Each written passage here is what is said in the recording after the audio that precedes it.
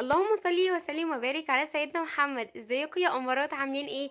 يا رب تكونوا بخير ويا رب ايامكم تكون كلها هنا وسعاده.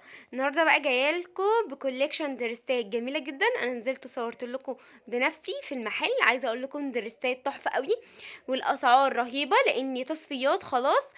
يعتبر اخر الشتاء فهم بيصفوا لان في نص 3 هيفرشوا الصيفي. فعايزه اقول لكم دريسات جامده. الالوان تحفه قوي. هو دايما اسود والزيتي واكتر لون الجملي اصلا. اي درس ب200 جنيه. تحفه تحفه قوي. حتى لو نزلت الموسكي او كده هتلاقي برضو بنفس السعر.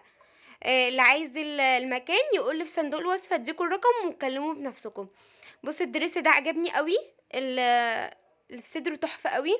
والدرس ده جامد قوي قوي قوي وفي منه الزيتي من ورا. عايزه اقول لكم تحفه قوي.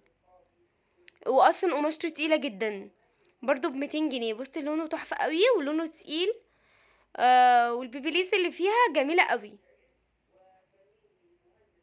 بصوا وعلى فكره مقاسه حلو مش المقاس اللي هو بيلبس 65.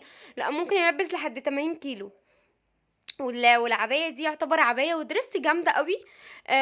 الخطوط اللي في صدرها جامده. بس هي اللون كان في منها الوان بس هي خلصت. تمام. والدرس ده طبعا اللي عامل قلبان السنه دي. ما مش عارفه على ايه بصراحه. انا معجبنيش قوي. بس هو جميل يعني.